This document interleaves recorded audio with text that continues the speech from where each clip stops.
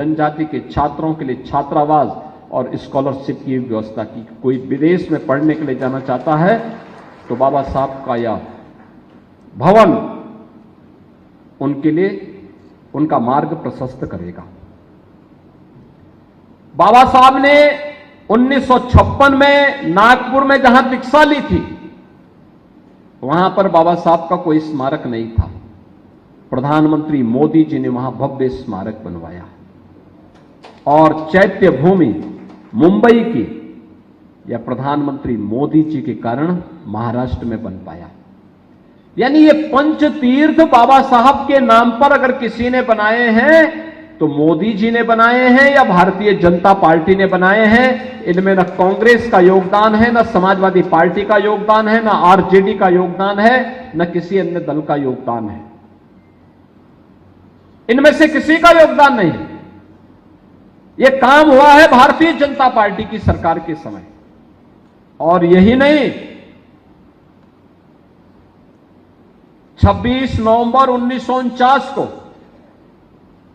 जब बाबा साहब ने संविधान का निर्माण करके संविधान सभा को सौंपा था, यह तिथि संविधान दिवस के रूप में आयोजित हो, यह कार्य भी अगर किसी ने किया है तो यह मोदी जी ने किया है।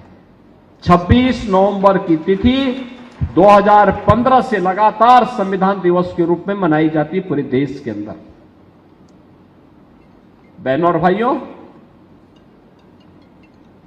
कहने का मतलब है बाबा साहब के नाम पर लोक लुभावन नारे देने वाले, भाषण देने वाले तो अनेक आएंगे, लेकिन बाबा साहब के मूल्यों और आदर्शों को आत्मसात करने वाले, उनके प्रति सम्मान का भाव व्यक्त करने वाला कोई एक दल है तो भारतीय जनता पार्टी है। ये घटनाएं इस बात को साबित करती हैं। भारतीय जनता पार्टी मोदी जी के नेतृत्व में, जो बाबा साहब ने अपने अनुयायियों को कहा, बार बार उन्होंने कुछ आह्वान किए थे। उन्होंने कहा था अपने अनुयायियों से कि शिक्षित बनो, संगठित रहो, अन्याय के प्रति संगठित होकर के प्रतिकार करो।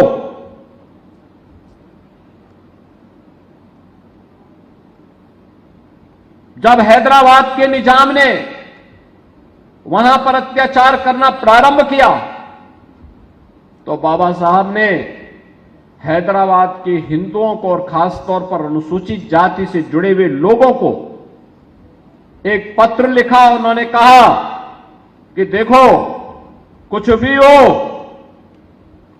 मैं सभी हैदराबाद रियासत के निवासियों से कहूंगा और खासतौर पर हिंदुओं से कहूंगा और खासतौर पर अनुसूचित जाति के लोगों से कहूंगा कि वह किसी भी स्थिति में इस्लाम स्वीकार न करें, कतई दबाव में ना आए। अगर उनके सामने बचाव का कोई अंतिम संकट खड़ा हुआ हो तो वे वहां से प्लान करके महाराष्ट्र की तरफ आ जाएं, लेकिन वे इस्लाम स्वीकार न करना, निजाम के सामने झुकना नहीं। और बहनों और भाइयों, यही कारण है कि निजाम के सामने मजबूती के साथ लड़ने, जब निजाम और उसके रजाकारों के द्वारा अनुसूचित जाति जनजाति के लोगों पर अत्याचार किया जा रहा, गांव गांव जलाए जा रहे थे, तब बाबा साहब वहां पे उनके साथ खड़े हुए थे। और स्वतंत्र भारत में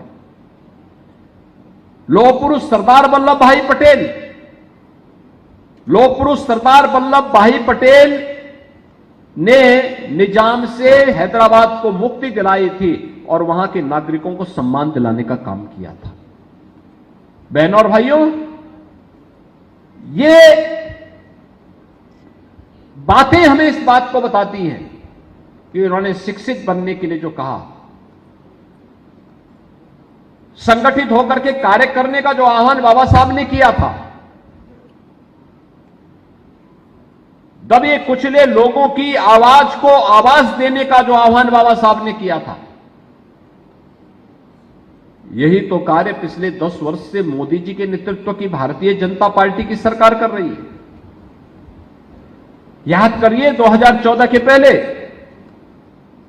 एक गरीब भूख से मरता था, एक कुशीनगर आपके पास है, मुसहर जाति के लोग, भूख से मौतें होती थी, सरकारी तमाशबीन बनी रहती थी,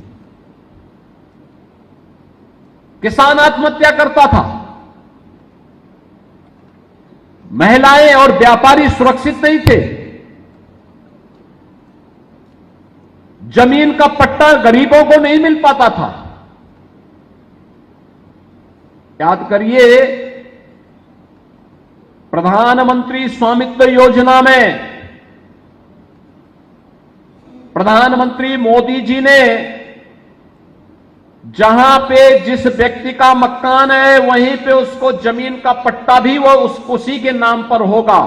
और यह पीएम स्वामित्व योजना में अकेले उत्तर प्रदेश में हमने 1 करोड़ लोगों को जमीन के पट्टे अब तक आवंटित कर दिए हैं।